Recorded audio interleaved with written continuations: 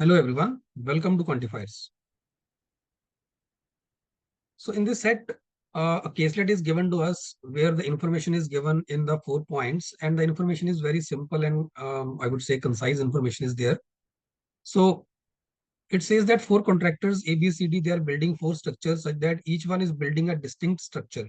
Now they are using four different materials P, Q, R, S, and when asked about the quantity of the material which they are using while building those structures, the following observations were made from their answers.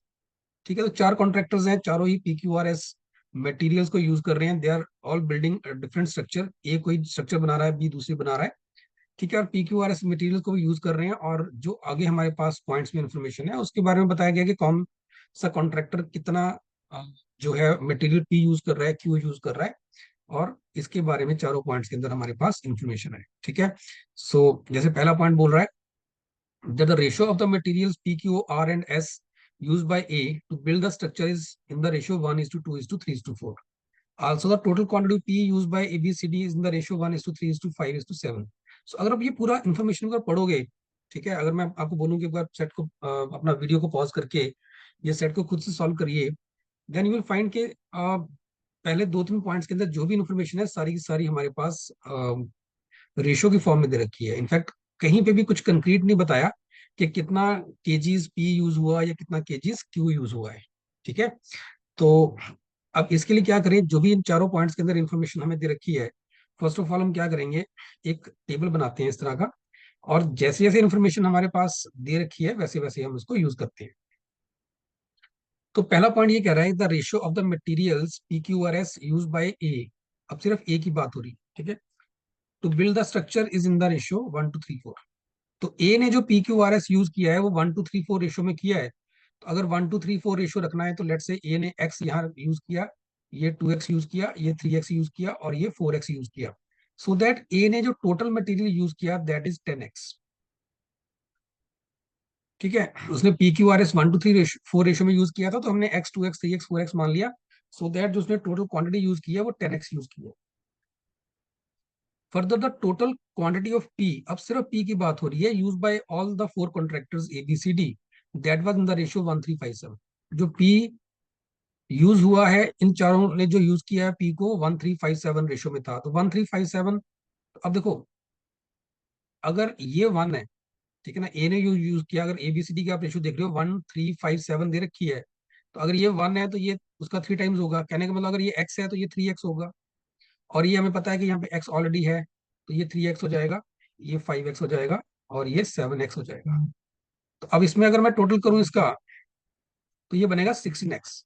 ठीक है, ये बनेगा 16x. ठीक है, अब next देखते हैं second point, the total quantity of P Q R S taken together use by ABC. अब सिर्फ एबीसी की बात हो रही है, टोटल क्वांटिटी जो उन्होंने यूज की है that was in the ratio 10 12 and 17. तो अगर ए ने 10 यूज किया है तो बी ने 12 यूज किया है, सी ने टोटल 17 यूज किया है. ये टोटल क्वांटिटी की बात हो रही है पी क्यू आर एस की.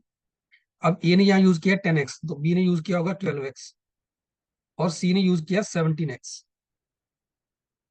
ठीक है जी. Also the total quantity of PQR that was used by all four was in the ratio 16:9:14. Total quantity of PQR, तो P का टोटल, Q का टोटल और R का total use by all four were in the ratio 16:9:14. ठीक है, अब देखो P सबने यूज किया है, तो उसका टोटल अगर 16 बन रहा है, तो यहाँ देखो P का टोटल यहाँ ऑलरेडी 16x बन रहा है. तो Q जो चारों ने यूज किया है वो 9 होना चाहिए, तो Q का टोटल 9x होना चाहिए, और इसका टोटल 14x होना चाहिए. एस का नहीं बता अभी. ठीक है, now third point says the quantity of the material used by any of the four contractors is the average of the quantity of Q and S used by that contractor. तो जो R use किया है that is the average of these two. तो अगर मैं B की बात करूं, लेट से कॉन्ट्रैक्टर B ने A केजी यूज किया Q, B केजी यूज किया R, और C केजी यूज किया से S. तो यहां से मुझे इतना दिख रहा है कि A प्लस बी प्लस सी और 3x का टोटल मुझे 12x दिख रहा है. यहां से मैं कह सकता हूं कि A प्लस बी प्लस सी जो होगा, ठीक है, ये 12x, तो यहाँ इन चारों का टोटल बन रहा है ना, तो 3x माइनस कर दो तो कितना रह जाएगा 9x. और ये भी बोला गया कि जो बी है that is the average of A and C, B is the average of A and C. यहाँ से टू बी की वैल्यू ए प्लस सी के बराबर आ जाएगी। ए प्लस सी आपका टू बी बन गया, ये टू बी हो गया और ये बी और चल रहा है, तो ये आपका बन गया two B plus B is equal to 9x। तो यहाँ से आप कह सकते हो थ्री बी की वैल्यू 9x है, तो बी की वैल्यू 3x आ जाएगी। ठीक है, तो बी की वैल्यू 3x आ जाएगी, यहाँ वैल्यू 3x आ गई। और सिमिलरली आप यहाँ से भी सॉल्व कर सकते हो। अगर ये ए बी सी है, सब कुछ वैसे चल रहा है, लेट से इसको हटा दो एक बार के लिए। अब इस बार जो टोटल बन रहा है वो बन रहा है 17, और ये चारों का टोटल है, तो 17 माइनस 5 करोगे तो 12 आएगा, तो यहाँ पे आ जाएगा 12x। ठीक है, तो यहाँ 12 हो जाएगा। ठीक है, तो ये 12x हो जाएगा। अब थ्री बी की वैल्यू 12 आएगी, तो बी की वैल्यू यहाँ से 4 आ जाएगी, 4x हो जाएगी। तो यहाँ जो वैल्यू आएगी 4x आ जाएगी आपके पास। ठीक है, इसको छोड़ दो अभी के लिए, तो ये 4x आ गया। अब मुझे आर का टोटल पता है वो 14 है, तो अगर ऐड करेंगे तो 6 4 10 हो चुका है, तो यहाँ पे 4x आना चाहिए। राइट जी। तो हमने थर्ड पॉइंट यूज करके आर हमने सबके लिए निकाल लिया।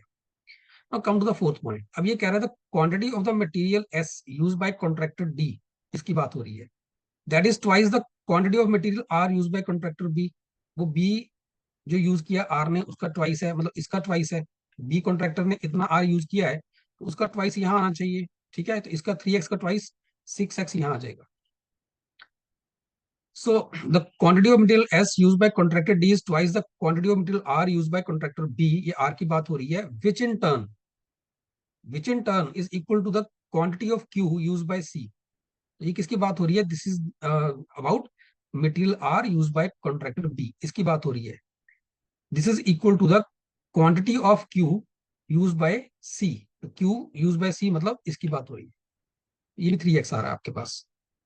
अब ये 5 है, ये 3 है, 4 है, टोटल हमें पता है 17 है, तो ये आपका 5 हो जाएगा, यहाँ पे 5x यहाँ आ जाएगा।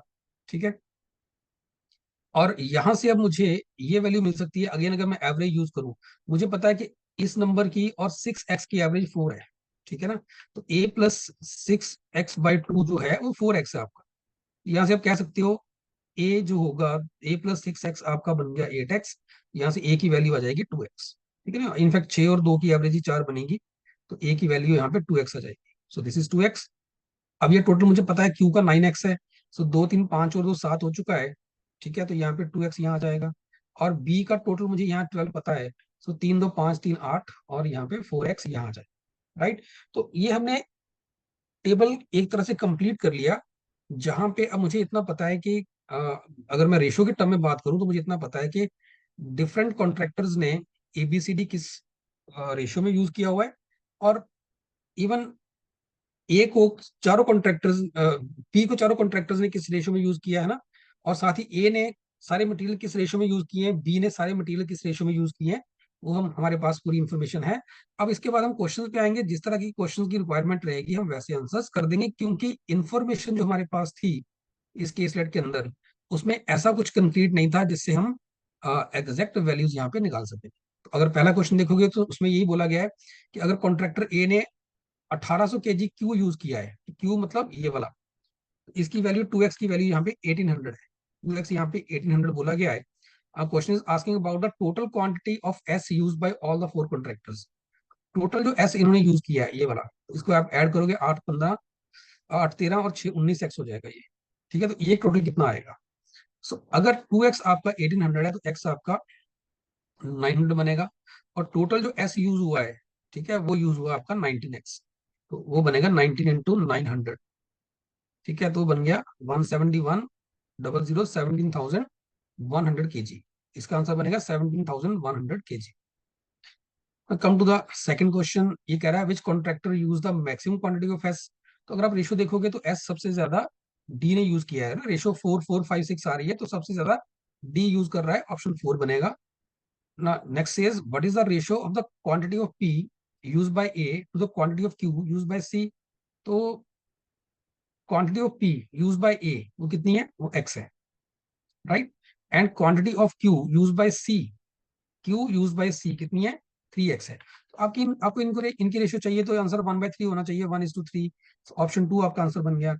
And similarly next one says the ratio of the quantity Q used by the contractors ABCD, वो हमारे पास डायरेक्ट दिख रहा है 2 2 3 2, so answer would be 2:2:3:2, so option 2 आपका आंसर बन जाएगा। सो स्टूडेंट्स, ये एक केसलेट था जिसके अंदर हमें जो इन्फॉर्मेशन थी सारी की सारी एक तरह से आप कह सकते हो कि पैराज की फॉर्म में दे रखी है, हमने उसके ऊपर ये टेबल कंस्ट्रक्ट किया, राइट। और कुछ भी कंक्रीट नहीं था, सारी बातें रेशो में हो रही थी। और पहले दो पॉइंट्स जो थे इसमें रेशोज डायरेक्ट दे रखी हैं, थर्ड फोर्थ को यूज करके आपको ये टेबल कंप्लीट करना था। आई होप ये सेट सबको समझ आया। सो अगर आपको ये वीडियो अच्छा लगा then share it with your friends and also you can subscribe to our YouTube channel. Thanks a lot.